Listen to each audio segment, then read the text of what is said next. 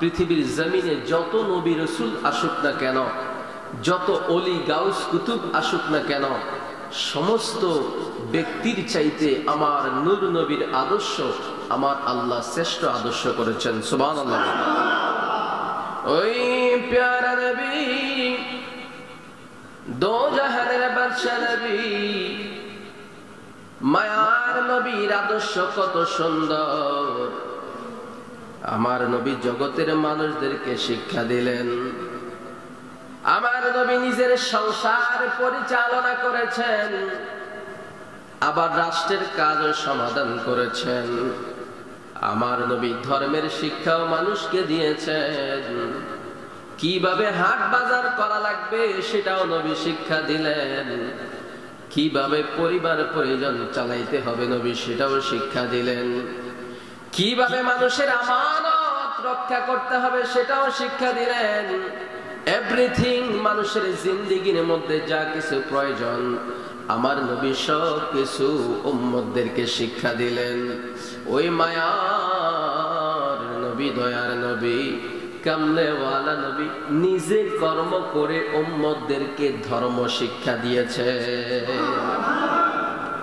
নবী নিজে আগে কর্ম করেছেন, তারপরে উম্মতদেরকে শিক্ষা দিয়েছেন। এই নামাজ আমার আল্লাহ ফরজ করে দিয়েছেন, আমার নবী নিজে পড়েছেন, উম্মতদেরকে শিক্ষা দিয়েছেন। আমার নবীর নাম ছোটবেলা থেকে, আমার নবী যখন যুবককাল, নবীর যুবককাল শুরু হয়ে গেল, তখন কাফের মুশরিকেরা আমার নবীর আচরণ দেখে, ব্যবহার দেখে, আমার প্যারা নবীর চলাফেরা দেখে নবীর কাছে তারা জিনিসপত্র আমানত রাখতো, হেফাজতে রাখতো। মনে করেন 1 মাস আগে যেই ব্যক্তি টাকা আমানত রেখেছে, 1 মাস পরে যাইয়া যদি চায়, মুহাম্মদ তোমার কাছে না টাকা রাখছিলাম, দাও, টাকাটা লাগবে, আমার নবী সেইভাবে আবার বের করে দিত। সুবহানাল্লাহ বলেন। কাফের মুশরিকরা দেখলো এই মুহাম্মদ তো সাধারণ মানুষ নয়, যদিও তারা নবী হিসেবে মানে নাই, তারা বলে এটা অসাধারণ একজন মানব, জেনার কাছে আমানত রাখলে আমানতের খেয়ানত করে না। এই মুহাম্মদের একটা নাম আমরা ঠিক করে দিব।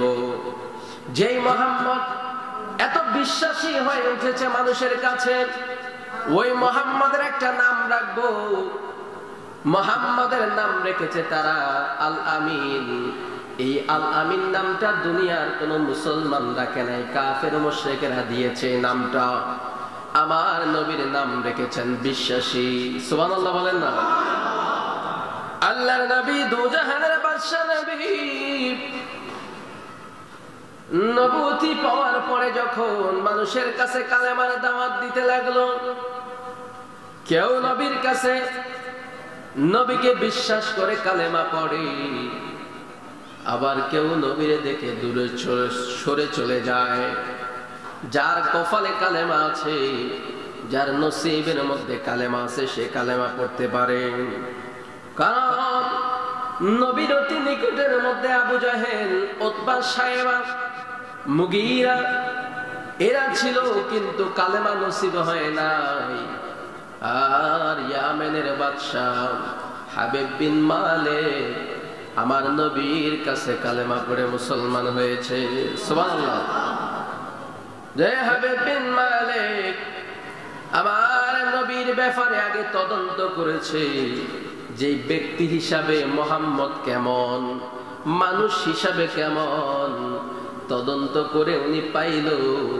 আবু জাহেলকে বলল, আবু জাহেল রে, যেই মুহাম্মাদের সম্পর্কে তোমাদের এত অভিযোগ, যেই মুহাম্মদ সম্পর্কে তোমাদের এত সমস্যা, বলো দেখি তার চলাফেরা কেমন, তার চরিত্র কেমন, তার আদর্শ কেমন।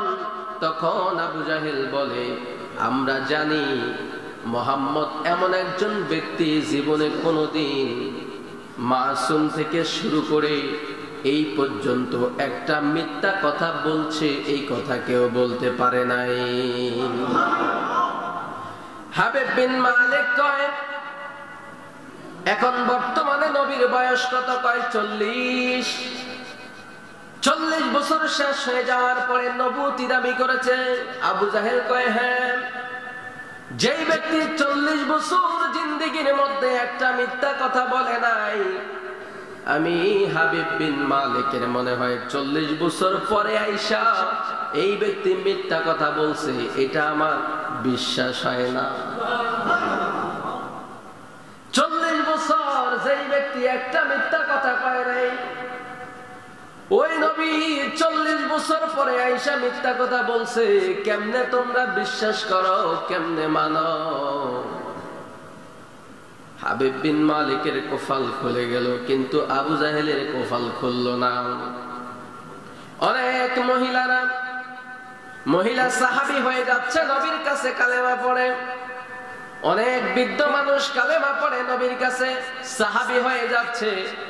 আবু বকর সিদ্দিক রাদিয়াল্লাহু তাআলা শুধু সাহাবী হয় নাই, বয়স্ক লোকদের মধ্যে সর্বপ্রথম কালেমা পড়েছে। শুধু তাই নয়, উনি ওনার কন্যা সন্তান আমার নবীর কাছে শাদী মোবারক দিয়েছেন। আম্মা জান আয়েশা রাদিয়াল্লাহু তাআলা আনহার বাবার নাম হলো আবু বকর সিদ্দিক রাদিয়াল্লাহু তাআলা আনহু। আবু বকর সিদ্দিক রাদিয়াল্লাহু তাআলা আনহু, ইনি হলেন আম্মা জান আয়েশা রাদিয়াল্লাহু তাআলা আনহার পিতা। একদিন আবু বকর সিদ্দিক রাদিয়াল্লাহু তাআলা আনহু মেয়েকে দেখতে যাবেন। কার বাড়িতে? রাসূলুল্লাহর বাড়িতে। রাসূলুল্লাহকে ওনার মেয়ের জামাই, ইনি হলেন শ্বশুর। শ্বশুর জামাইকে জামাই ডাকবে, এটাই তো স্বাভাবিক। জামাই শ্বশুরকে বাবা ডাকবে, এটাই তো স্বাভাবিক। কিন্তু জীবনে কোনোদিন রাসূলুল্লাহকে জামাই বলে সম্বোধন করে নাই। রাসূলুল্লাহ জীবনে কোনোদিন আবু বকর সিদ্দিককে বাবা বলে সম্বোধন করতে আবু বকর দেয় নাই। কারণ আবু বকর সিদ্দিক যখনই রাসূলের সামনে গিয়েছেন, ইয়া রাসূলুল্লাহ বলে সম্বোধন করেছেন। মেয়েকে দেখতে গেলে কিছু নিয়ে যাননি। জামাইয়ের বাড়িতে যাওয়ার সময় আপনারা কিছু নেন?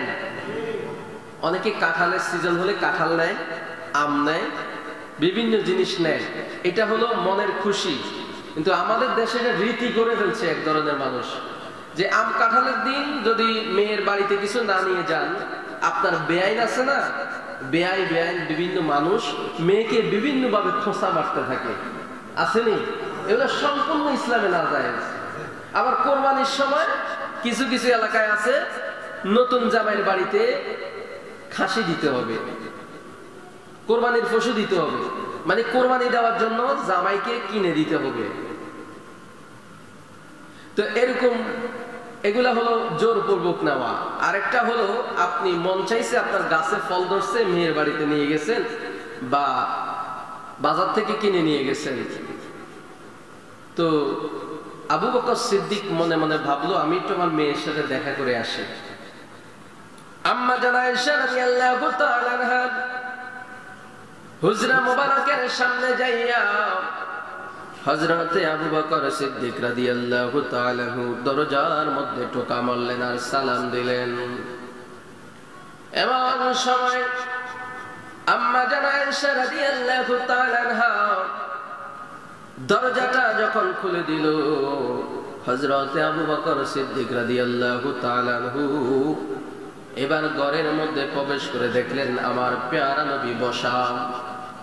নবীকে সালাম জানাইলেন আর ওনার মেয়ে আম্মা জান আয়েশা রাদিয়াল্লাহু তাআলা আনহার হাতের মধ্যে কিছু খেজুর দিলেন, মানে মেয়ের জন্য খেজুর নিয়ে গেছে উনি। এবার খেজুর গুলা যখন হাতের মধ্যে দিল, আমার পেয়ারা নবীর মনের মধ্যে তখন চলে আসছে, আমারও তো কন্যা আছে, নাম হইল ফাতেমা। আমার ফাতেমা না জানি কি আছে, কেমন অবস্থায় আছে। আমার স্ত্রী আয়েশার বাবা আবু বকর সিদ্দিক তো খেজুর নিয়ে আসছে, আমার তো মন চায় মেয়ের বাড়িতে খেজুর নিয়ে যাইতে। আমার নবীও মেয়ের বাড়ির মধ্যে খেজুর নিয়ে যাবে, কিন্তু খেজুর পাবে কোথায়?